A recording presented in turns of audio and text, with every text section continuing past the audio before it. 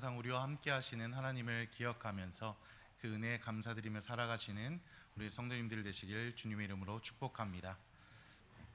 오늘은 큰 일을 행하신 이란 제목을 가지고 여러분들과 함께 하나님의 말씀을 나누고자 합니다.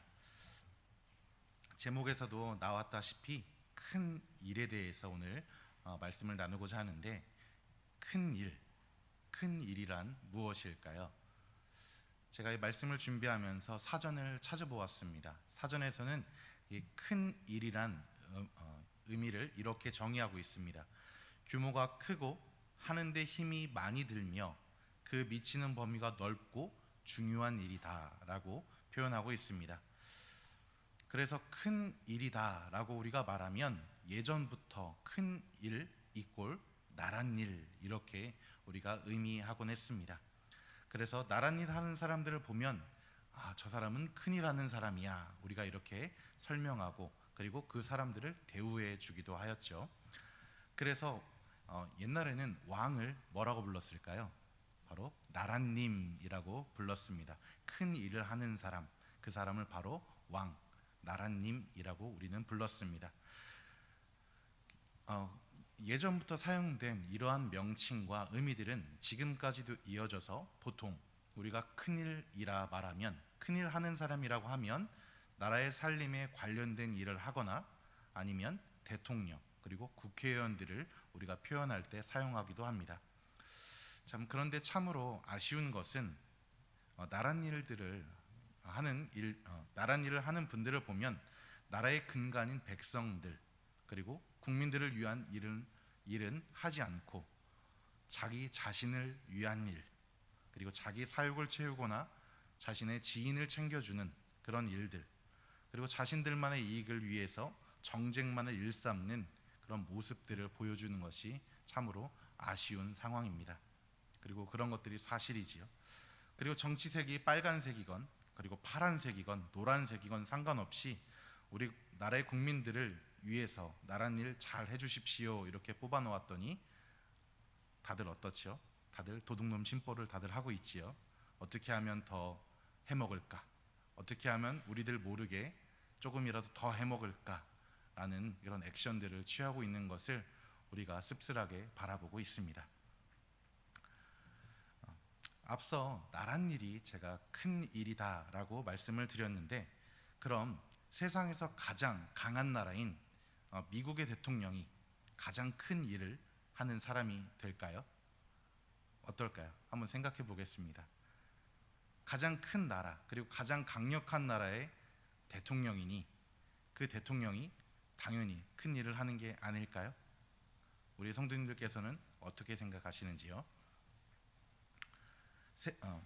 세상에서 우리가 가장 큰 일이라 부를 수 있는 것은 바로 하나님의 나라가 이 땅에 이루어지길 소망하며 하나님의 의가 이 땅에 실현되는 것을 의미합니다. 바로 그런 의미에서 우리에게 큰 일을 행하시고 감당하시는 분이 딱 한 분 계십니다. 그분은 누굴까요? 바로 예수 그리스도이십니다. 그럼 예수 그리스도께서 하신 그 큰 일 무엇일까요? 바로 하나님의 뜻을 받들어 이 땅에 오셨고 하나님의 사명을 감당하신 일이 바로 큰 일입니다. 우리에게 하나님의 의가 모두에게 미치길 바라며 복음을 전하신 일이 바로 예수님께서 하신 큰 일입니다. 큰 일을 감당하신 예수님께서는 복음을 전하시기 위해서 어떠한 방법으로 그 복음을 전하셨을까요? 바로 이 큰 일은 하나님께서 한 명의 사람으로 이 땅에 오심으로 시작이 되었습니다.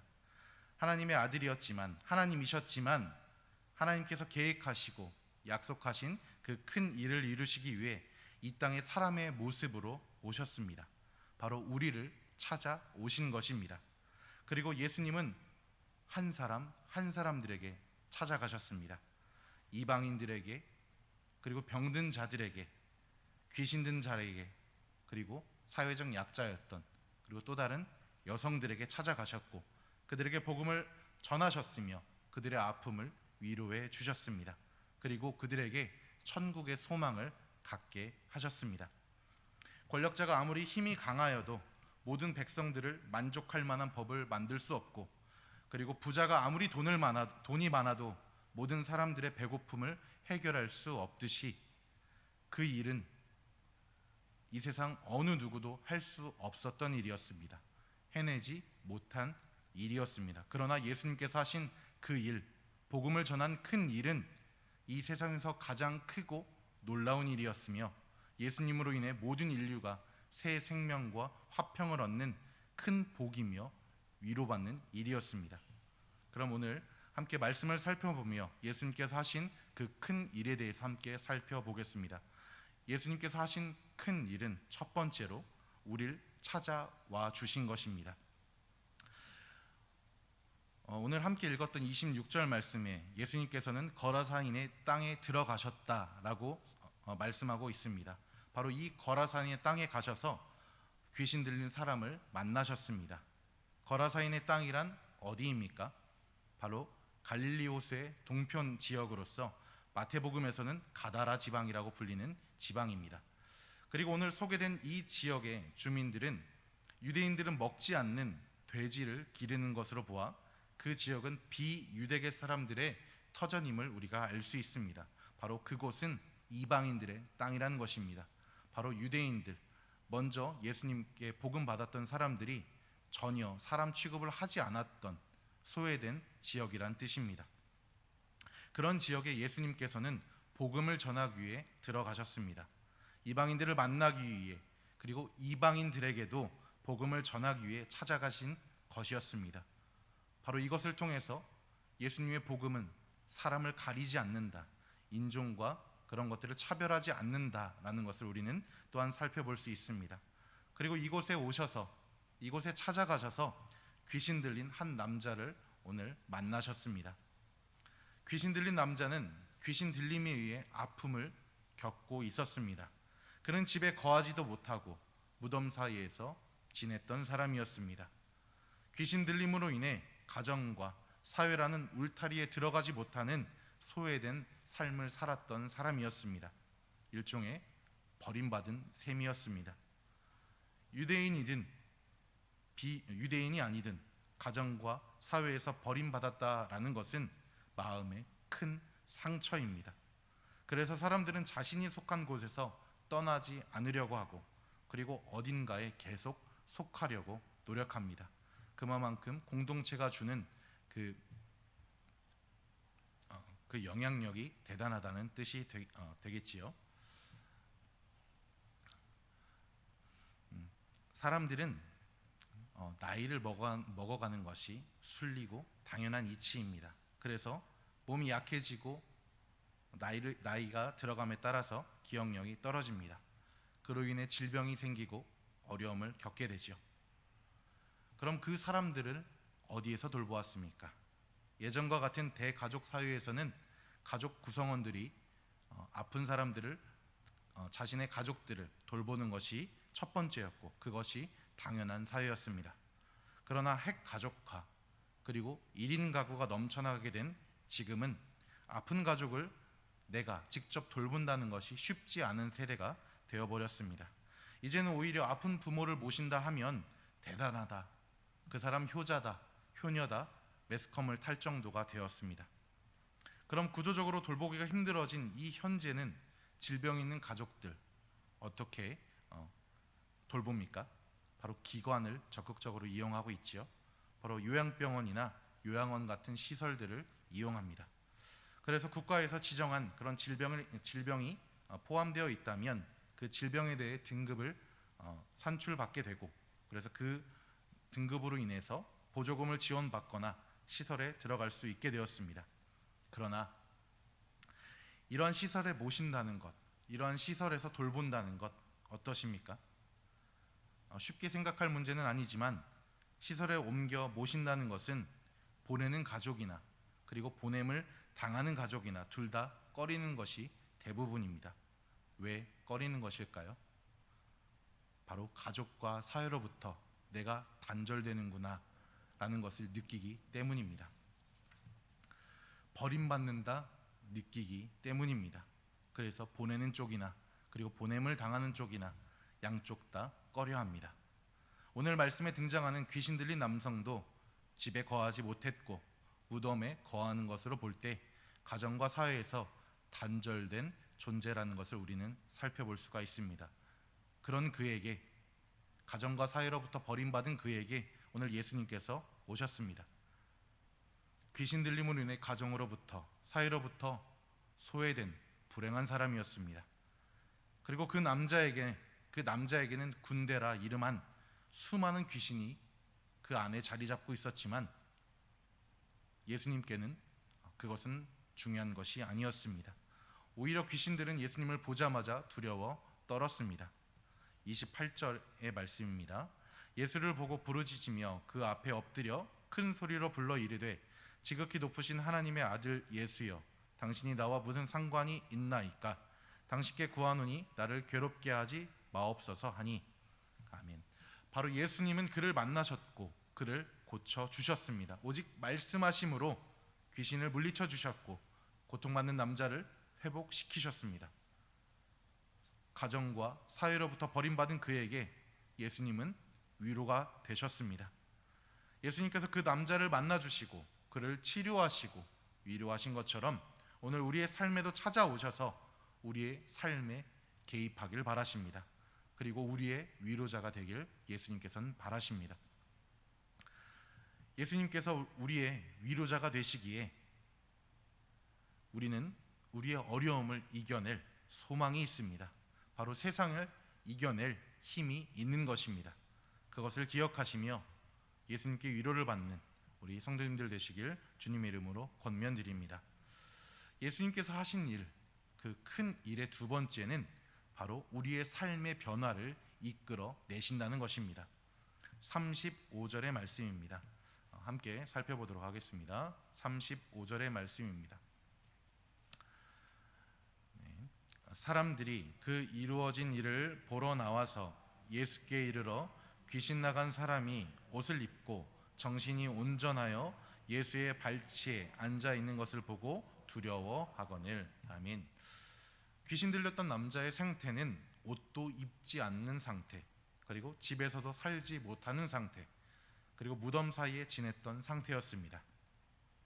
바로 정신이 나가 온전치 못한 상태였던 것입니다. 만약 우리가 옷을 입지 않고 살아간다면 어떻게 될까요? 지금 너무나도 덥죠. 우리 더움을 해결할 수 있는 방법은 무엇이죠? 옷을 벗는 것입니다. 여러분, 우리 다 함께 옷을 한번 벗어보실까요? 그럼 어떻게 될까요? 자, 우리 풍기문란죄로 다 신고가 들어갈 것입니다.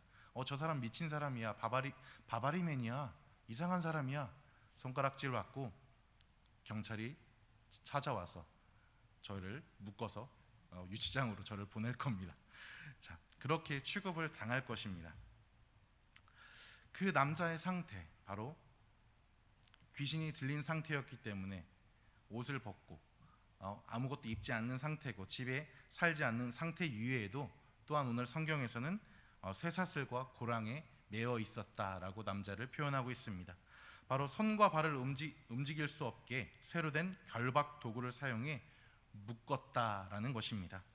바로 귀신 들림으로 인해 사람들에게 피해를 입힐 수 있기에 사람 힘으로는 도저히 풀 수 없는 쇠로 된 결박 도구로 몸을 묶었다라는 것입니다. 그렇게 사람들에게 버림받았던 존재였지만 또한 사람들에게 피해를 입힐까 두려워하여 그 사람은 항상 감시 속에 살아가야 했습니다.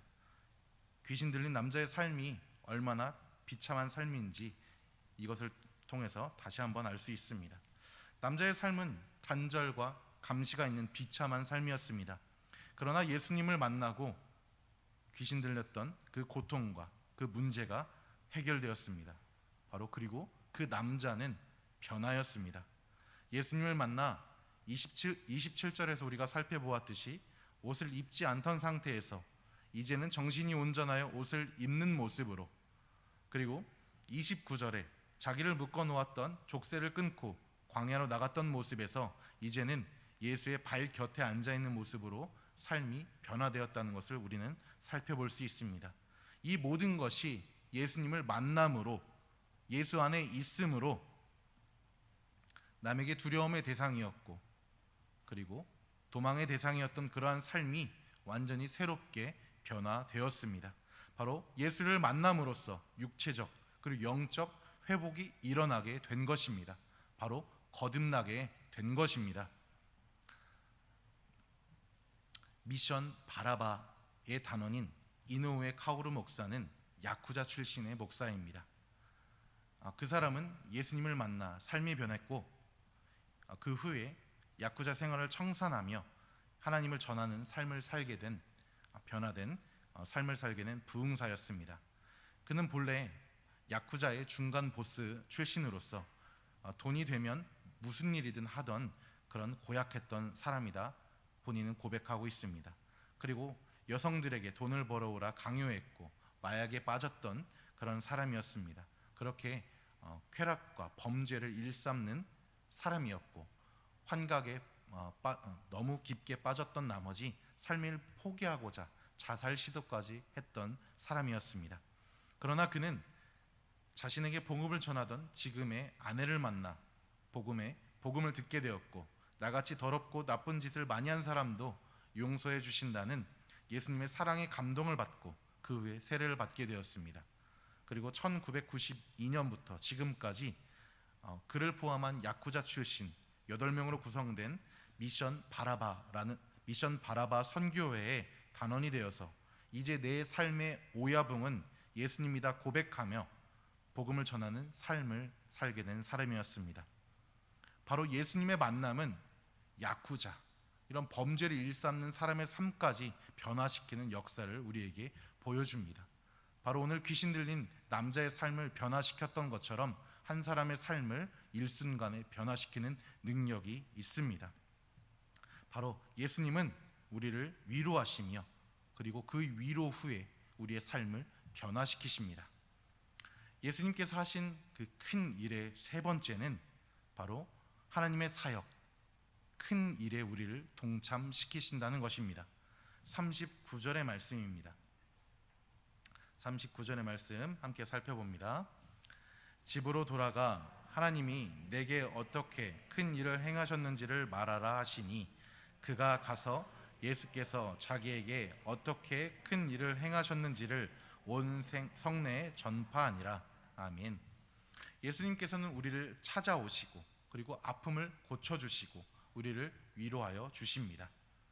그리고 우리를 주님을 알지 못하던 자에서 주님을 알고 믿는 바로 거듭난 자로 우리를 변화시키십니다. 귀신 들렸던 남자의 삶이 예수님을 만나 하나님께 들린 삶으로 변화되었습니다. 귀신 들렸던 그 남자는 더 이상 귀신에게 지배받는 인생이 아니라 하나님께 들림 받은 삶, 바로 거듭난 삶을 살게 되었습니다. 이전에는 가정과 사회에서 버림받고 그리고 귀신 들림으로 인해서 남들이 피하는 삶이었다면 주님을 만난 후에는 영과 육이 회복되어 하나님을 전하는 그런 새로운 삶, 거듭난 삶을 살게 되었습니다. 이것이 거듭난 자의 모습, 그리고 주님을 만나고 이전과 다른 삶을 살게 된 주님을 만나고 이전과 다른 삶을 살게 된 자의 모습입니다. 예수님께서는 우리들도 귀신 들렸던 남자처럼 삶이 변화된 이후에 바로 구원의 기쁨을 누린 이후에 거듭남을 경험한 사람들로서 복음을 전하는 예수님의 동역자가 되길 바라십니다. 바로 예수님께서 하셨던 그 일, 그 큰 일에 우리가 동참하길 바라고 계십니다. 우리 성도님들, 우리 주머니나 가방 속에 여러분들께서 가장 많이 사용하시는 것이 무엇이죠? 바로 스마트폰이죠. 우리가 이 스마트폰을 사용함에 있어서 특히 요즘의 젊은 사람들에게는 가장 많이 사용하는 그런 프로그램이 있습니다. 바로 그것은 배달 어플입니다. 바로 배달 프로그램이죠. 내가 어디 있든지 내가 먹고 싶은 게 있으면 스마트폰을 켜서 배달 프로그램을 시작하고 내가 원하는 곳, 그다음 주소, 결제까지 하면 그 시간 내에 바로바로 갖다 주는 참으로 편리한 서비스입니다. 예전에는 어떠한 음식을 배달시키려면 어떻게 하셨죠? 바로 우리 성경보다 더 두꺼운 전화번호부를 펼쳐서 그 뭐 중국집이면 중국집, 뭐 한식집이면 한식집, 뭐 여러 가지 그 세부적인 것을 확인하고 전화를 거셨던 거 기억하실 것입니다. 그리고 또한 우리 집 앞에 붙어져 있는 그런 전단지를 보고 그런 배달을 시키셨던 경험도 있으실 것입니다. 그러나 요즘은 스마트폰을 이용해서 배달 어플을 통해서 내가 있는 곳 누워서 바로 전화도 하지 않고 손가락 몇 번만 클릭하면 배달이 되는 그런 편리한 시대에 살고 있습니다. 그런데 우리 젊은 친구들은 이렇게 배달 프로그램을 사용해서 음식을 시킬 때 어떠한 기준을 통해서 배달 프로그램을 통해서 음식을 시키는 것일까요? 여러 가지 이유가 있을 것입니다. 예전부터 먹던 집이고, 그리고 오늘은 내가 어떤 것이 땡기기 때문에 시키는 여러 가지 이유가 있겠지만, 이 사람들이 기준으로 삼는 것은 바로 후기라는 것입니다. 그리고 평점이라는 것이죠. 별 몇 개, 별 5개면 최고 등급인데 별 5개 높으면 높을수록 그 집이 맛있고 좋다는 집으로 표현이 됩니다. 이 후기라는 것은 그 음식을 직접 시켜 먹고 맛이 좋다, 나쁘다라는 후기와 점수를 남기는 것입니다. 그래서 얼마나 현실적으로 현실적인 후기가 많은가 그리고 적은가에 따라 사람들이 그 음식, 그 배달을 시키는 그런 기준이 됩니다. 그런데 이 후기와 점수를 남기려면 기준이 있습니다. 그런 자격이 있습니다. 어떠한 자격이냐면 바로 그 배달 어플을 사용해서 음식을 시켜 먹은 사람만 거기에다가 후기와 평점을 남길 수 있다는 것입니다. 왜 그래야 되죠? 왜 그래야 되는 것이죠? 바로 그래야 내가 직접 그 음식점을 먹어보고 직접 거기에다가 내가 직접 작성을 해야 사람들에게 그 후기가 신뢰가 생기기 때문인 것입니다. 내가 먹어보지도 않고 후기를 아무나 작성할 수 있게 해놓는다면 사람들이 아르바이트를 고용해서 항상 5점만 주고 맛도 없는데 사진과 다른 모양으로 음식을 주는데도 불구하고 이 집 제일 맛있습니다, 꼭 시켜주세요, 이런 것처럼 계속 불법을 저지르겠죠. 그래서 배달 어플을 이용해서 그 해당 음식점에 음식을 시켜 먹은 사람들만이 그 후기를 작성할 수 있게 해놓았습니다. 바로 신뢰성 때문에 그런 것이죠. 바로 예수님께서 우리를 하나님의 말씀을 전할 동역자로 불러주시는 이유도 바로 여기에 있습니다. 음식의 맛을 본 사람만이 그 음식의 맛을 정확하게 알고 후기를 쓸 수 있는 것처럼 예수님을 체험한 우리들에게 동역자의 자리를 주심으로써 우리가 예수님을 만난 그 기쁨을 전할 기회를 우리에게 주시는 것입니다.